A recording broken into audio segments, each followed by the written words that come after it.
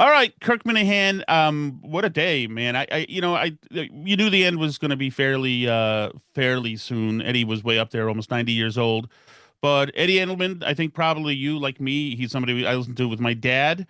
Hmm. He began it all. So sports talk radio, attitude radio, ballsy radio. What did this guy mean? Well, yeah, I mean, I think he it was more comedic in style, certainly, and it was different. I didn't know what sports talk radio was. I knew it wasn't a daily thing. So every Sunday night, I remember a lot driving back from the Cape. My dad's parents were down the Cape, so Sunday nights would drive back, and that was sort of how the ride. You'd listen to it. And it was the three guys, Eddie, Mark, and Jim, and they would just goof around and like just say crazy stuff. I remember I was thinking of this not long ago. Oh, geez, what's his name? Lauren Green, the actor from Bonanza, when he Yes. died, when he was dying. Do you remember this? No, Eddie, no. Eddie, Eddie was calling the hospital to try and get him on the phone. And I was like, as a kid, I was like, this doesn't, I was titillated by it, but I was like, this doesn't make any sense. Like, why is he, what? And he would say things back then that like, you just couldn't say, like, Yeah. remember one time he'd be, he would just be like, yeah, if you put a bag over Martina and never throw his head, maybe you could have sex with her. Just like he would just say it. And like, stuff about Carl Lewis and just weird stuff. But like, the show was funny. They made fun of the nationally syndicated show that was on after theirs. It was this really boring guy who was on, and they would make fun of him. Like at the end, they had this song playing at the end with all this stuff and all these fake sponsors. It was just wild. Like there's really nothing to compare it to. I mean, we can get into how time I think caught up with him, but like at the time, for everybody, I saw Portnoy tweeting about it earlier. Like for guys our age, say, really, I think like late 40s plus, like Eddie was the first sports talk like voice you ever heard in your life, ever. There's no question about Yeah. it. And kind of like you, not a radio guy, like not wasn't a big voiced guy. They weren't No, no, no. like these were dudes who had no Yeah, business being on the radio, who yeah. went in directions that a program director would have a big problem with at any time. They did whatever the F they wanted to, just unheard of at the time. Yeah, they were on Sunday nights, right? So I think it didn't really matter. I'm guessing at first they probably bought time and then, it kind of blew up. But that was an adult. I did wonder about that too. Like, did they have a weekend? Maybe not. But I think one of them, Mark and Jim, one was a lawyer and one was an insurance agent. Yeah, And Eddie was in real estate, obviously, and all the connections with the Patriots and with the parking lots, and obviously with the racetracks, and but yeah, like they didn't. There was no like Eddie was the lead personality, but there wasn't like a one, whatever you call, take in, take right. out breaks, hit the post, none of that crap. There was no, they occasionally have interviews, but they have a lot of writers come in, and then Eddie obviously branched into EI later on and became a daily personality and a huge one. Like I think Glenn and Eddie and Jerry and John, I think, are probably in sports talk radio wise. And I think Eddie and Glenn above those two are kind of the. I mean, Eddie, I think, is obviously the godfather of it. So Yeah. yeah. And I think that part of the brilliance of Eddie, and same with Glenn too, is that there could be nothing going on in the news and nothing but a paper clip in the studio, and they could make a Mhm. conversation about it. Yeah, and Eddie, I remember as a kid it would drive me nuts because I was very, ironically, a big sports fan as a kid, very stat oriented, and Eddie would just make something up, and I'd be like, "Well, that's not true." And like later on, I think the internet hurt Eddie. I've said this before, where like now callers would say, "Well, Eddie, I'm looking at it; it's not true." Yeah. Because Eddie would be like, I remember he'd be like, it's a well known Yeah. fact that Danny Ainge is way better on the road statistically than at home. And then somebody would call up and be like, well, numbers aren't true. And he'd be like, whatever. He'd just say something. But I mean, a tremendous charity guy, obviously, too. Yeah. Just, the hot dog safari and all the work he did with cystic fibrosis. It didn't end well for him in radio. I think he was bitter about it as he got older, but what a crazy Yeah. crazy run. The mold was broken. Like zero chance something like that could be on the radio Oh, today, which is a shame. well, and also like another thing, before we get to the EI days, you know, Yeah, doing stuff like what he wouldn't talk about hockey because he didn't like it. He would hang up correct. on Yankee fans. He had, if Mm-hmm. you ask certain questions, if you said, "What do you think?" You get blown up off the air. Yep, yep, yep, Like really, yep. like audacity. I'd never had many listeners when I was doing AM radio, so I would never let just blow somebody up. I was like, please. But Yeah, but and also talking about wrestling, Roddy Piper and stuff like, what is even that? That's so ballsy to do, but it was legendary stuff. yeah. And he promoted wrestling events Sullivan Stadium.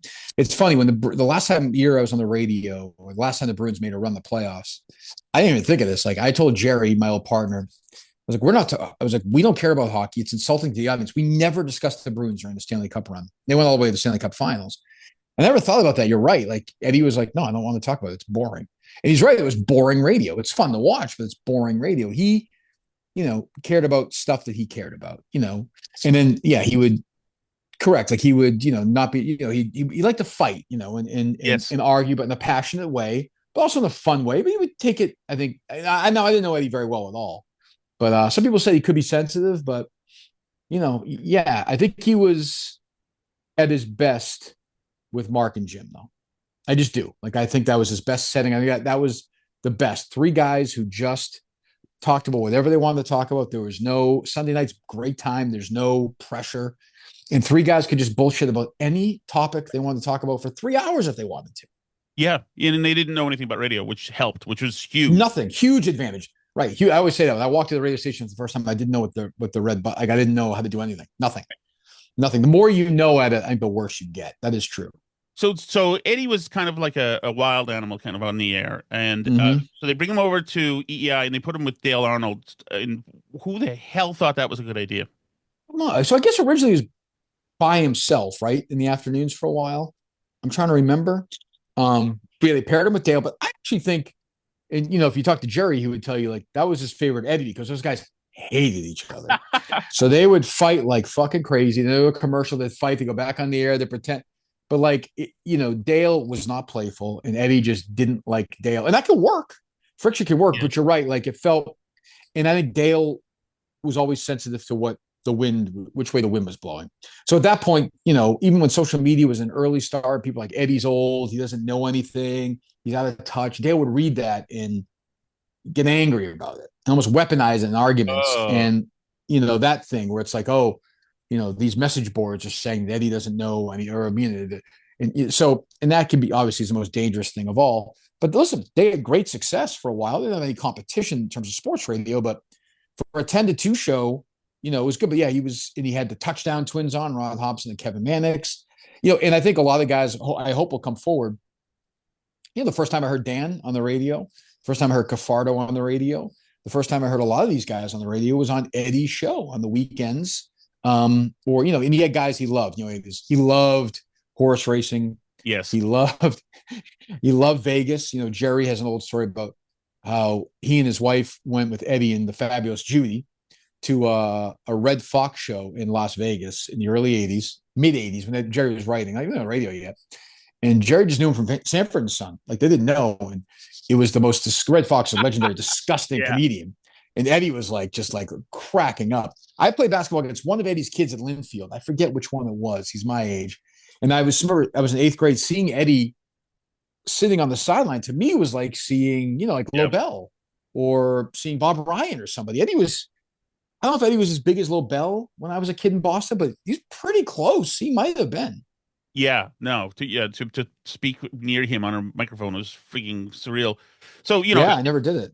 at EI, so Eddie is so real that at EI, I think he tried to get in or was almost in a fist fight with John Dennis. I'm pretty sure he went after Smurless. Yep. He's not a He big did. guy. Yes, he did. He went after Smurless. He went after Dino. I talked to Eddie twice in my life. The first time was when things weren't going well with me and Dino at all. If people watching, they might remember, they might not.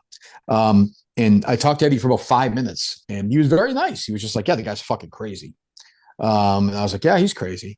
The second time, I think is it Bill Blumenthal? Is that his name? Who owns a Wilbur? I forget. Yes. I was doing the Wilbur. I did Wilbur like 5 years ago or something. I did a couple of shows there, and the way they brought me out was on the cross. The show was starting. It was starting like 2 or 3 minutes. I was on the cross getting ready to go out, and Blumenthal comes up to me with the phone. He's like, I got a special surprise. Somebody wants to say hi to you. I'm like, Bill, we're about to start the fucking show here. I'm like, hello. He's like, hi, how are you? It was Eddie. And he's like, yeah, I just wanted to tell you, Bill wanted me to talk to you. I really like what congratulations. And I was like, this is fucking surreal. But yeah, so that was the only time I never, by the time I got going, he was long gone. He went to EI he was at EI for a long time. They went over to 1510 for a couple of years when they were really spending a lot of money. And he had a great guys like him and Glenn Jerry, John, these are 20, 25-year, 30-year runs on the radio. That's like never going to happen again, too. Big time No, radio. no. But before I let you go, Kirk, Mm-hmm. one of the things that it's my own opinion, and I've seen online for all over the place, is that Eddie is a big father sons thing. Like a Yep. lot of Yo, kids, for sure. certainly with me, I would have loved my dad to have met Eddie. It would have been everything. Mm-hmm. Um, Mm-hmm. but it's like it makes me miss my dad, like Yeah. Eddie being gone, because it was a bonding thing. Like with you, probably Right. Celtics games and maybe Eddie. Right. Well, at least your dad doesn't have to see what you've become. I So know that's good. that's Um, like so it's a win. yes, But yeah, no, there was a lot. Like I said, like when you say Eddie to me, I picture myself in the back seat of a car driving back from the Cape, looking from the back seat to the highway, and like waiting for the commercial to end so I can, because radio for me at that point in my life, we're talking what time, like 84. And by the way, I used to call it. I used to call in a couple of times as a kid. I want to talk about. Oh yeah, I was on a couple of times. Yeah, I want to talk about. I want to talk about Glenn Hoffman, or I want to talk about yeah, Bill Walton. Why they that kind of thing, and then let you on, and they might laugh at you, they hang up on you. But like radio at that point in my life was top 40. Casey Kasem, the songs of the day, and then you were done. There was nothing in my life like this. Nothing. Like it was a different. The first time I heard Stern was like that. Also, the first time I heard the Car Talk guys was kind of like that, yeah, where it's like they're just talking, like there's no, everything else was, hey, it's Lauren and Wally, 106.7, 842. We give away tickets to this, and they're coming up, the Thompson twins, and and it was fine. I like those guys, but Eddie was like a different. And Mark and Jim were great. Mark and Jim were yep. great, sort of straight men, serious, but also in on the joke sidekicks to that. But yeah, I mean, like unbelievable run, and raised a ton of money for charity, like a ton of money for charity. I wish he had, somehow stuck around. And his kids continue to do it, but I Yeah. wish he had stuck around in some form or fashion. But it's tough. I'll give him credit. He just kind of went away. You didn't see him. He wasn't going on the radio. He wasn't. He tweeted for a bit years ago. I don't know if you remember or Yeah. not, but he kind of gave up on that. He just kind of went away, which is, I think, a good thing. Well, kind of a bittersweet thing is that till the end, he was working events at the Phantom Gourmet, like Yeah. tickets, him and Julie and Right. stuff. And it was like just a labor of love Right. for him. Yeah. Yeah, I think he loved it, and he loved what he loved, man. I mean, if you ask guys our age to describe Eddie Andelman, you'll get Hot Dog Safari, you'll get. Remember the first Patriots Super Bowl run, Jambalaya was his big thing, and it like took off. It was like this. He loved things where the callers would call and say that or something. He loved Brady. Dale loved Bledsoe, and they fought about that. Like, and Dale's the kind of guy, I work with Dale a lot, where like you and I, the way my show was, or the way that, like, you could fight about that, motherfuck each other for 20 minutes and laugh about during the commercial. Dale could not do that. He is not capable. He would always take it like, I remember arguing with him, and he'd leave and go to the bathroom or something, come back, and he'd be mad at you. And I'm like, well, Dale, I don't I don't think Jim Rice should be in the Hall of Fame, Dale. I don't know what you want me to say. Like, if it made you feel better, you can go in. But Eddie, Robert Corden Orr. right. But Eddie was. There's no comparison to Eddie. I can't even think of somebody. It's weird in the weird way. Like, he almost didn't influence anybody because he was so weird. But at the same time, like, maybe he did. I don't know. I never thought about Eddie when I was doing radio, but like, he was the first voice. If you said to me, what's the first radio voice, I would say Maddie and Eddie are the first two voices I can remember as a kid. So, Yeah. And yeah. for you, he was a guy who was defending Bird constantly, too. And you were a Bird, Yes. obviously. I remember him saying when Jordan came into the league, he's a jumper. Jumpers don't last. Yeah. He doesn't have what it takes call. He loved that. And he had, like I said, he had his guys, he had his guests, and he was like not afraid to embrace wrestling either, where everyone else was like, what the fuck is this guy talking about? Like, what? Like, what? But, yeah, I mean, I would say Glenn, but you could easily make a case that Eddie's the most important figure in Boston sports talk radio ever in Boston. Like, I'd be totally fine with that. Like that, he started it. I mean, there was literally nothing. He always says he was the first guy at Radio Row at the Super Bowl. Now, Eddie, I think, could be liberal with the truth sometimes when he was talking about his biography, but he was the. I mean, I bet you'll hear Mad Dog Russo, Francesa, all these guys. They will talk about seeing Eddie at the Super Bowl radio. There'd be 4 people there. There'd be 4 shows there. Now there are 4,000. Yeah. Yeah. So, and he knew it. He was smart, very smart business guy too. Like super savvy guy. And yeah, I mean, hard to. I was surprised how surprised I was when I saw the news earlier. And I was like, geez, you're right. Like it is a big.